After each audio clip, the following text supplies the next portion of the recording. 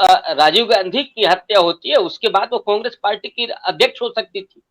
उस समय वो उन्होंने मौका छोड़ा, पीवी नरसिंह राव उसके बाद प्रधानमंत्री हुए, फिर डॉक्टर मनमोहन सिंह प्रधानमंत्री हुए और एक इल्जाम उन पर लगाया जाता है कि उन्होंने मनमोहन सिंह साहब के कार्यकाल को उन्होंने खुद चलाया। और अगर उन्होंने खुद चलाया तो उन्होंने दिया क्या है? मुझे लगता है कि उसके आधार पर मूल्यांकन होना चाहिए। सूचना का अधिकार भारत को मिलता है, भारत के नागरिकों को मिलता है। आज आदिवासी एक महिला को सम्मानित राष्ट्रपति बनाया गया इस देश का, लेकिन आदिवासियों के जल जंगल जमीन के अधिकार उसी यूपीए गवर्नमेंट के दौरान प्राप्त हुए थे। रेहड़ी वालों को संसदीय कानून प्राप्त हुआ था, अगर सोनिया गांधी चला रही थी तो। एटमी जो करार था उसके जरिए उन्होंने वैश्विक स्तर पर भारत की प्रतिष्ठा को स्थापित करने का काम किया था। अगर मैं मान लेता हूं कि सोनिया गांधी की सलाह से ये सब चल रहा था, जो श्रमिक है उस श्रमिक वर्ग की जीवन की गरिमा को उन्होंने कितना ध्यान रखा था। जो आज रेवड़िया शब्द चल रहा है ना कि रेवड़िया बट रही थी, कम से कम सोनिया गांधी ने वो नहीं किया था।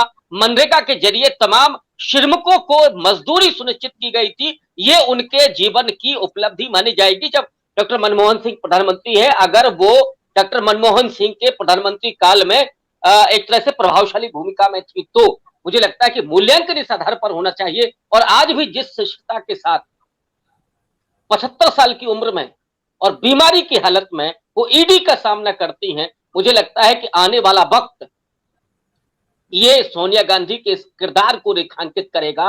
और दूसरी तरफ जो आइडिया ऑफ इंडिया को लेकर के सोनिया गांधी चली थी और उसका प्रतिपक्ष में जो हिंदू आइडिया ऑफ इंडिया के लोग हैं, वो जिस तरह से एक महिला को जो उस प्रतिष्ठित परिवार से नहीं, उस पूरी परंपरा से जुड़ी हुई है, उस महिला को जिस तरह से प्रताड़ित किया जा रहा है, मुझे लगता है कि बहुत दुर्भाग्यपूर्ण है। अगर उन पर कोई आरोप भी है तो इस तरह से नहीं, ईडी उनके पास जा सकती है। अगर वो बीमार है इस समय, उनकी उम्र 75 साल की है, तो वहां वो अधिकारी जा सकते हैं। लेकिन ये भी विनम्रता और ये सज्जनता इस देश ने नहीं दिखाई है। इस देश के उन लोगों ने जो भारतीय संस्कृति की दुहाई देते हैं।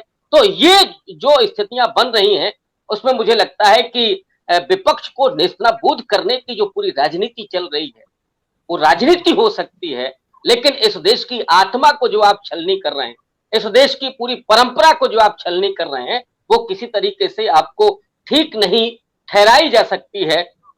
इसलिए सोनिया गांधी के जो साथ जो आज हो रहा है उसमें दोनों ही चीजें दिखाई पड़ती हैं। लैंगिक रूप से भी, एक स्त्री होने के नाते भी उनको ये अधिकार है कि कम से कम उन्हें उनके घर पर जाकर के ईडी को ये जांच करनी चाहिए। मैं ये नहीं कह रहा हूं कि वो उनके ऊपर कोई आरोप नहीं है, वो होना चाहिए था। लेकिन एक स्त्री का, ये वो देश है जिसमें सनातन परंपरा में माना जाता है यत्र नार्यस्तु पूज्यन्ते रमन्ते तत्र देवता। ये वो देश है जिसमें सनातन की उस परंपरा को माना जाता है वसुधैव कुटुंबकम। लेकिन इटली से आई हुई महिला के लिए आप क्या क्या शब्दों का इस्तेमाल करते हैं।